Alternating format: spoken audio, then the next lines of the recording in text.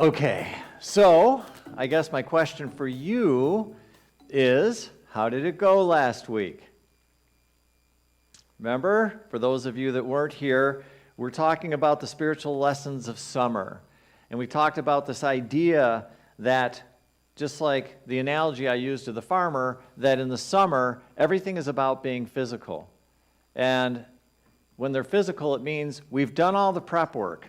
And now we're starting to have these things show up in our lives. In other words, our dreams, our goals, the things that we're trying to create are showing up. They're manifesting. But we don't stop there. And so last week what I did is I spent time talking about this idea of, well, what do we do now that these things start to show up? Because the last thing that you want to do is, once they start to show up, is take your foot off the gas pedal. In other words, you can't work at manifesting something and see it start to show up and then go, whoo, I've arrived. I don't have to do anything. And so I started talking about the different tools of creation, this idea of taking your words, your thoughts, your actions, and applying them consciously, not unconsciously, like, okay, well, what do I do here? And the conversation was this idea about our thoughts. And in Unity, I said that our thoughts do create our reality. We really believe this. This isn't a new concept. A lot of personal growth and development people use that thought, that idea. So this isn't a new concept that our thoughts create our reality. And in Unity, it's one of our 5 principles, right? It's also called the law of mind action. So we talked about that a little bit. And then we talked about this idea of our words. Our words have power. What we say has power. And so you have to be careful with the words that you're using, because if you're walking around, wah, wah, wah, wah, wah, or you're being super, super, super negative, do you think that just might have a little bit of an impact on your reality? How many people think that's the case? Probably. So it's be careful with your words. Be careful with what you're saying. That's what the practice in Unity, I talked about this idea of affirmations and denials. That's what that's all about. You're consciously choosing the words that you want to say because you understand that your words have power. And so you're being extremely careful. In fact, you're actually scripting your words when you use affirmations. How cool is that? Let me get this right. My words have power, and I can script my words and use affirmations to what it is that I want to create in my life. Yes, that's exactly what we're saying. And so that's why we say the words. So we've got thoughts. We're keeping our thoughts good. We're keeping our thoughts clean. We're using our words to make sure that what we're saying coming out of our mouth is matching what it is that we want to manifest in our life. And the last thing I talked about was this idea of action. And the point that I made last week is this idea about how people think they want to do really cool things. They even say they want to really do cool things, but then guess what happens? It comes to the action point, and that's where there's this wall. Just stops. How many people know people who sit there and think and talk a lot about doing stuff, but it never quite happens? Yeah. And that's the problem, is that you can't, it's not just good enough to think, it's not just good enough to talk, but then we have to take that final step. You actually have to take action. Right, and ideally what will happen is that action is going to match what your thought or ideas are, what you're trying to create in your life. So in other words, there is alignment with your thoughts, your words, your actions. So that's what we talked about last week, right? And then just like in the spring, when I talked about this idea of bringing in the 12 powers. In other words, Unity, once again, has the 12 powers. They're right there. And when I looked at it, I thought, wow, it's kind of interesting, because what happens is when you really pay attention, you can see that you can actually use the 12 powers in the different seasons. And so what I did is I laid 3 of the 12 powers into each one of the seasons. And so for the power, for the season of summer, physical, I chose 3 powers. And as I go through those this morning, I'm going to start talking about how the powers can be underdeveloped or overdeveloped. And what I'm going to tell you is, more than likely, as you hear me talk, all of a sudden you're going to feel something that goes, pay attention to what he's saying. I'm almost going to promise you at some point this morning that is going to happen to you. And my suggestion would be, pay attention. There's a reason why it's telling you, and you feel this, wow, what he's saying, I need to listen to that. I need to hear it. It's because your soul is trying to tell you, you might want to pay attention to that. So as I go through those things, just realize that. So the first power in the summer is the power of judgment and wisdom. That power is the ability to judge, evaluate, discern, to be wise, appraise, and apply what is known. Because all the wisdom in the world, all the books that we read, all the courses that we take, everything that we do, unless it is applied, does nothing. It does nothing. And so it needs to be applied. The Oxford Dictionary says, wisdom is the quality of having experience, knowledge, and good judgment. The quality of being wise. In the underdeveloped sense, when you have an undeveloped sense of judgment and wisdom, it results in a person who can't make decisions, is indecisive, and perhaps cannot discern good from bad. You know anybody like that? We all do.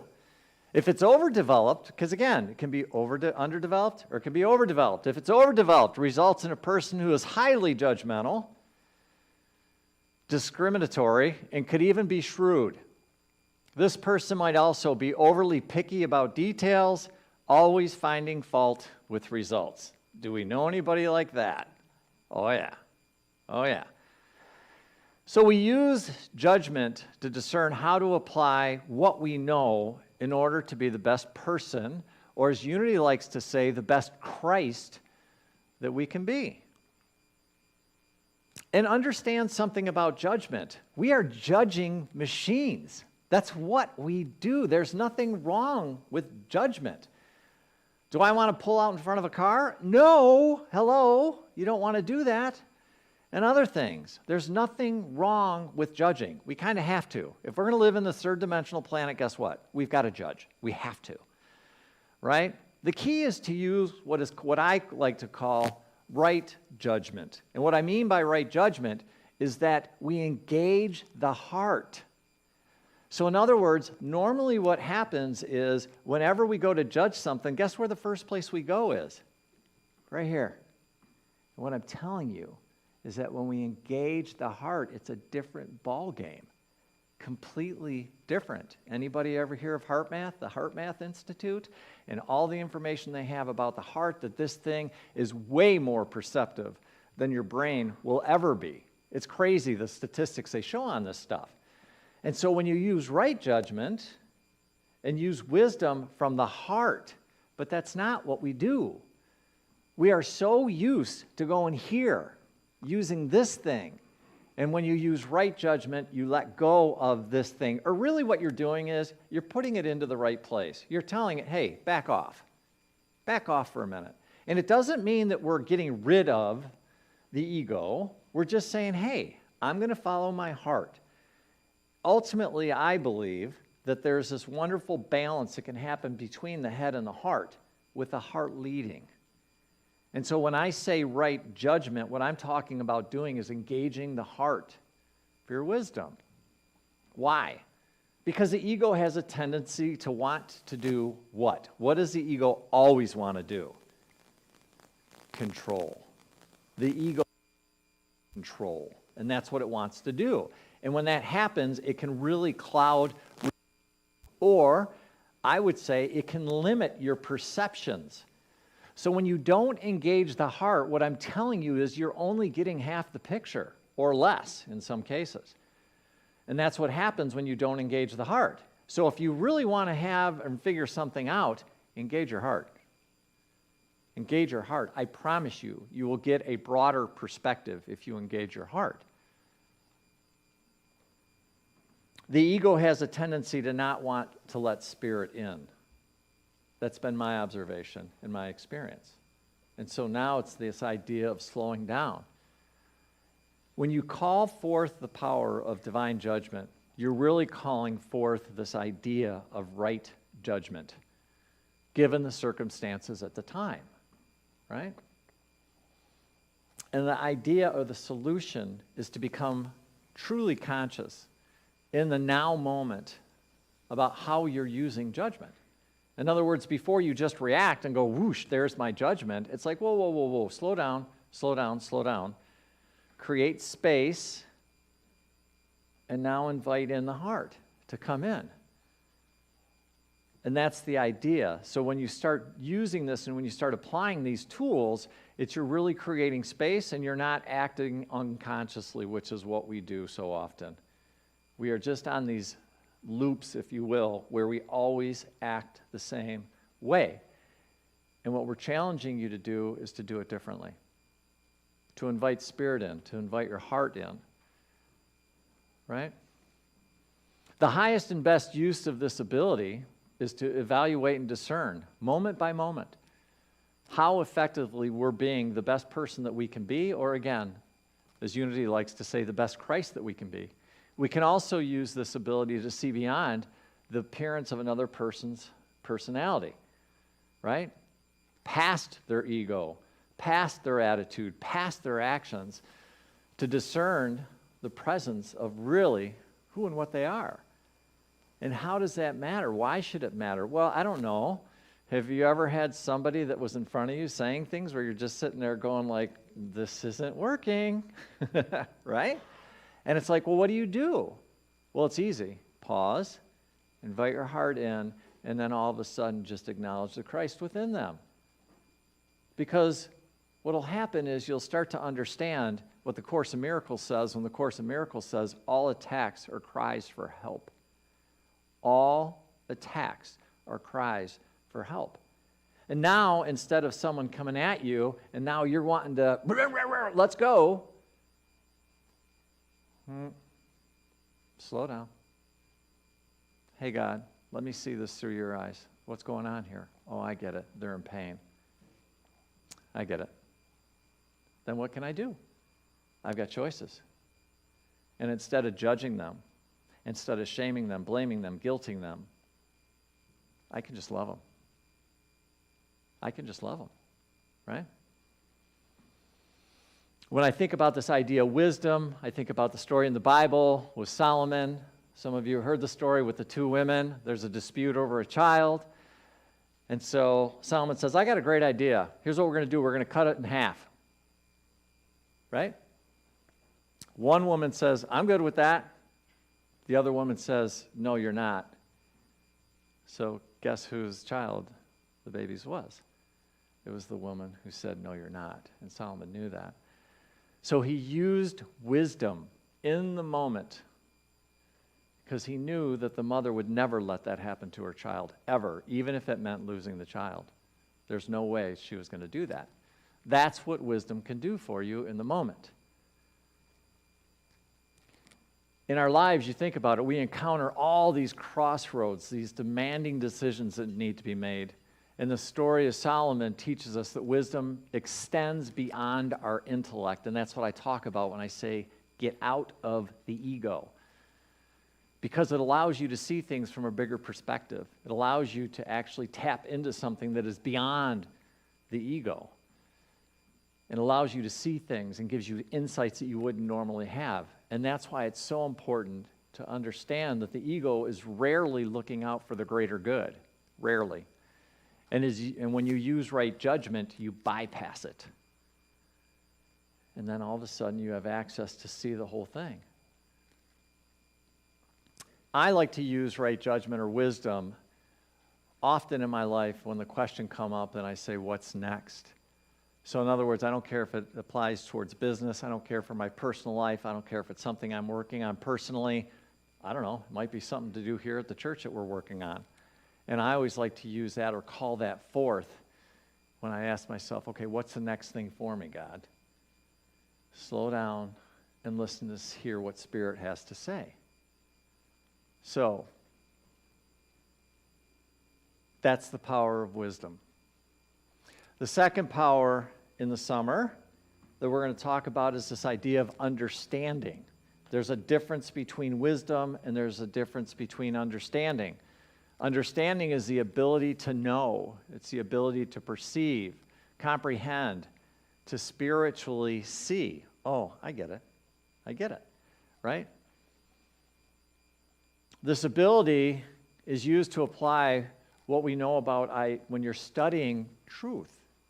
If you have, like, I want to understand this particular spiritual concept, you can call forth this power of understanding, and it will help you. Because sometimes you study these spiritual principles, and it's like, well, yeah, I get it. Like, I can study these spiritual principles, but how do I make it more applicable to my life? That's where the power of understanding comes in.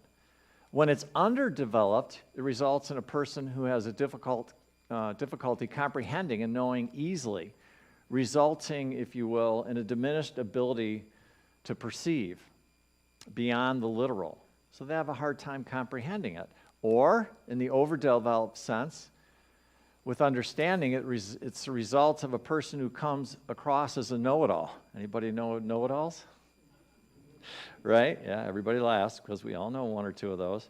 And perceives things that are not there, literally or figuratively. So they'll sit there and say, well, this is going on, this is going on, this is going on, and you're like, really? That's not what I'm seeing, right? So the ability of understanding is our ability to know, perceive, and comprehend, and spiritually see. In today's slang, we would say that understanding means, I get it, I understand it. You have the aha moment that, oh my God, I can finally see this thing. I can finally get it. There's two types of understanding. There's the intellectual understanding, and then we have the spiritual understanding, right? And the intellectual understanding is based on the relative realm. Third dimensional, here we are, right? And then the spiritual understanding, which is based on what? Spirit, right? So when you're thinking about understanding, you may be wondering, well, how is this different from the ability of judgment that I talked about? Well, after all, they both involve knowledge and comprehension, right? The difference is that the ability of understanding focuses on what we know and our ability to put that information into proper context. However, knowledge, no matter how well you understand it, is fairly useless unless it can be applied to our daily lives. And that's where that comes in. How can I apply this knowledge into my daily life? Well, how can I take this in? What is the parts of it where I can take this thing? It's kind of like, I don't know about you, but I love to read books. And I think it cracks me up sometimes when you'll see people and they'll say, my goal is to read a book a week for the next 52 weeks. And to me, I sit there and I watch that and I go, I don't think that's my goal. When I first got started, I thought that was a really good idea to read as many books as I possibly could. But for me now, I'm way past that. What I would much rather do is spend 6 months with a book, but actually take the knowledge out of the book and apply it to my life. There is a big difference, huge difference. Again, one is knowledge for the sake of knowledge. The other one is application. How can I apply this knowledge into my life? And there's a big difference, right? Judgment and wisdom is more about knowing how to actually use the information in a practical and productive ways, and wisdom is knowledge with the ability to use it so that it has bearing on our personal life and activities.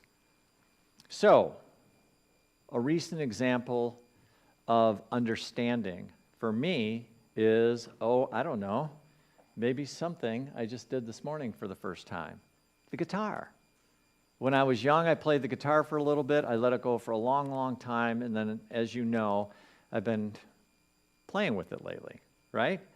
And it's so fascinating me to be able to actually tune into, no pun intended, the idea of playing the guitar again and all that knowledge, the musical knowledge I can start to learn. And so I'm calling it forth a lot and applying it towards music and understanding music. And so I call forth this idea of understanding. I call forth my divine understanding. And it's helpful. It's been actually incredible, because what happened when I was younger, this literally happened to me. When I was younger and I was playing the guitar, I got to the point to where I got stuck and I couldn't feel like I was going any further with it, and I just quit playing. And I think that's so sad. And so now I'm completely letting myself be a beginner all over again, and I'm just being patient, and I'm calling forth the power of understanding when it comes to music. So I don't know if you've got something going in your life, something maybe that you've always wanted to learn, but maybe you've struggled with it, or maybe you felt intimidated by it, or whatever. My suggestion would be call on the power of understanding. The last power I want to talk about this morning is the power of elimination, which to me gets a bad rap. It's not that it's a bad rap, it's just that I think elimination is something you should always be using, always. Why? Because what's going on up here, let's just get real for a second. A lot of what's going on up in here is just garbage, and we need to take the garbage out.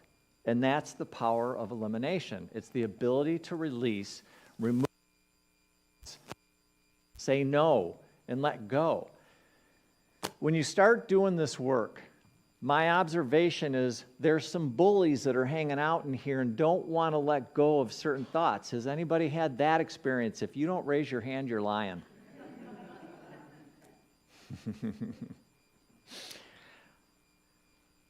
Elimination will help you get past that voice that won't quit telling you you can't do something. You're not enough. You screwed up. You're not worthy of love, financial abundance, relationships, success, joy, health. Elimination is the key. That's the power of elimination. When elimination is underdeveloped, it results in the classic pack rat. People who have a difficulty getting rid of things. Hoarders. They have a hard time ending relationships, jobs, or other situations. You ever talk to somebody or have a friend that sits there every 2 months, are going to tell you about whatever's going on in their life, and they've been doing it for the last 5 years, but they've done nothing to change that situation? There you go. That's it. Right? They just have a hard time quitting or letting go of these things. If it's overdeveloped, again, if elimination is overdeveloped, guess what? You get the opposite of that. You give somebody that's throwing out everything constantly. They make rash decisions about what's eliminated and what's renounced. They're premature in ending relationships and or jobs. This person could be wasteful, maybe purging all the time. They might throw out the baby with the bathwater, as the saying goes. The power of elimination releases and lets go of the things that are no longer working in your life. Anybody have anything right now that's not working in your life? Wow, guys. Anybody see this? We got 2 little baby deer out there. Yeah. We don't want to get rid of the baby deer. The baby deer can stay here. Yeah. We use elimination to release habits that we want to get rid of. Smoking, or maybe overeating, or something that you're doing that you just really don't want to be doing anymore. That's where the power of elimination can come in. Right? And so we use this idea to let go of anything that interferes, also from a spiritual standpoint, that interferes with any of the divine laws and principles. So, for example, I mentioned this, to let go of old beliefs, maybe some old thoughts, some embedded theology and aspects of our ego, again, that we're wrestling with. Elimination will really help us get rid of those things. Right? The ability to eliminate is the ability, when you boil it down, is in denials. One of the key spiritual tools in unity. It's the ability that we can use to disempower those thoughts, those feelings, those beliefs. And if we really want to truly grow in our awareness of our spiritual nature, we must be able to deny, disempower, and let go of these thoughts and feelings. But that's what I'm saying, is sometimes you got a bully. And it's like you've got to be willing to stand up to the bully. You've got to be able to tell it, no, I'm no longer going to be thinking like this. I am going to change the way I think and the way that I address this particular belief. I can do this. And that's where elimination comes in handy. You cannot effectively claim your true nature if at the same time you believe you're just a personality having a physical body. You've also got to believe that you're a spiritual being. and that's part of it, right? So how have I used elimination? Well, it's really kind of interesting. Oh, I don't know. I can't remember when this happened. It was probably about 6 months ago or a year ago.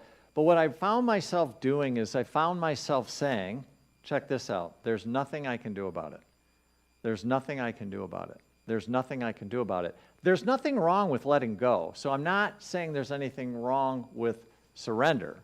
But what I'm talking about is actually what happens when you do it and there's a victim energy around it. Does everybody know what I'm talking about? Have you ever looked at something and you say there's nothing I can do about it, but there's victim energy? In other words, it's almost like, nothing I can do about it. And I just found myself doing that. And so now what happens is instead of allowing myself to go into victim energy, what I'm doing is I actually stop for a minute and I say, I am not a victim. I'm not a victim here. It's amazing that one little thing. And I would encourage you to try that if you find yourself saying, well, there's nothing I can do about it. Instead, go, wait a minute. Yes, I can. I'm not a victim. And to me, that's eliminating the thought of me being a victim and instead me being a victor, or I like to use the language, I'm a powerful creator. So if something's going on in my life, guess what? I don't have to sit there and take it. You don't have to sit there and take it. That's not who you are. But when we get wrapped up into this victim mentality, then guess what? Well, I can't do anything about it. Yeah. And so, and all of a sudden you go, wait a minute, I'm not a victim. Actually, I'm a powerful creator. Then guess what? All of a sudden you open yourself up and now you've got infinite possibilities that you can choose from in terms of how to solve or do something differently. And I don't know about you, but when I'm over here being a victim, it's not a lot of fun. It's not a lot of fun. Over here, there's endless possibilities. Now all I got to do is go, oh, I get it. So how do I want to deal with this now? What do I want instead? That's really the biggest question that I ask myself. When I stand over here, I don't ask myself that question. Because why? Well, I can't do anything about it. When I'm over here, all of a sudden I'm going, well, what do I want to do about it? Oh, so in other words, what do I want instead? Whole different perspective. Whole different perspective when you start to play with this stuff, right?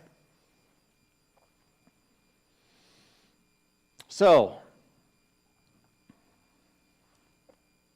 as you start to, again, for me, when we cover this stuff, if we don't apply this stuff, then what's the point? Now it just becomes entertainment. And so my hope is that sharing some of these thoughts, sharing some of these ideas, tying in the bigger picture that we're talking about this year, the medicine wheel.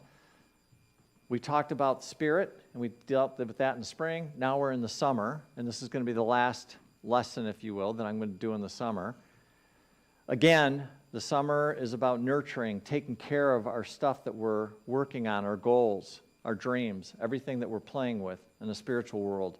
We're going from being a victim into a powerful creator.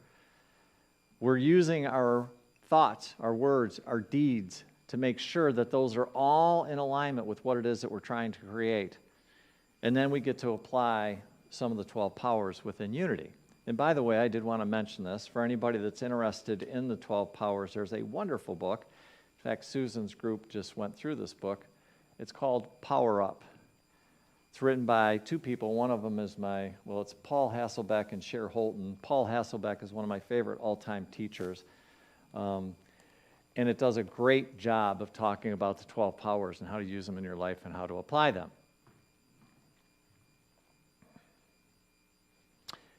We believe that there's a choice on how you decide to live your life. And we believe that you're limitless. And the only reason that we don't have that experience is because we bought into some garbage that was put in our heads, either through our parents, through society, through our ancestors, and the list goes on and on and on and on. We believe that once you understand that, and you all of a sudden understand you're more than just this physical piece of flesh that's standing here, that actually you've got a part of you that's spirit, and you go, well, okay, I'm going to start acknowledging that part of me that's spiritual, then all of a sudden you start to understand on a deeper level, well, I can start to do this dance with this thing called my divinity in God, and then things can become pretty amazing. And it's then that we start to look at our life and also understand our role in our creation. We start to look at the things that have showed up in our life and maybe how, maybe my thinking had something to do with that. Maybe. You get to the point to where you're ready to accept radical responsibility for showing up in your life, which for some people can be really, really scary. But I'm telling you, when you fully understand who and what you are and what you're capable of, you'll gladly accept that, because you'll know that then you can easily move from being a victim. You can step over here and now be this powerful creator. This is where the party's at. This right here is where the party's at. It's where the fun's at. And for my own life, I lived over here long enough. I'm done. I'm done being over here. I want to step over here. I want to start creating the reality that I want to have. I want to start actually applying all the spiritual principles that I can. And the more I continuously do that, the more magical life becomes. Because I really do believe this. I really do believe that God didn't send us down here to suffer. I believe that God sent us down here to have a pretty good time. Do I believe that we have life lessons to learn? Absolutely. Do I think those got to be tough, hard, and you have to stay stuck in them? No. I think you can look at what's going on in your life if it's difficult and try to pull out whatever wisdom you're learning as a result of it, and then guess what? Move forward. I always say this, when God said in the Bible something about going through the shadow of the valley of death, God didn't say set up a tent and stay there. He didn't. It's like learn your lessons to the best of your ability. We can't always see it, but if you really slowed, again, this just comes down to creating space in your life. If you really slow down enough to really look at something that's going on that's not okay, that you're struggling with, and ask yourself from a non-judgmental standpoint, no shame, blame, guilt, or judgment here, just honestly just look at it and go, what is this trying to teach me?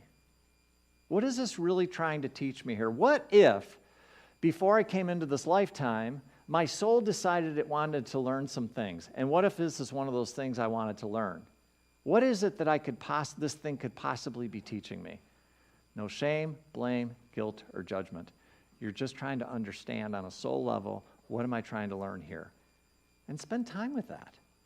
And watch when you actually do that, how quickly you can start to move through some of these things that maybe you've been stuck with a long time. It's a dance, folks. It's a dance. And it can be really, really a fun dance. You are beautiful. You are holy. You are sacred. And you are so needed. And by the way, each and every one of you, you are doing a really, really, really good job. Just know that. Sometimes this thing called life isn't easy. It's not. But you know what? You're doing a really, really good job. And I hope you feel that and just know how much and how grateful I am for you. I love you.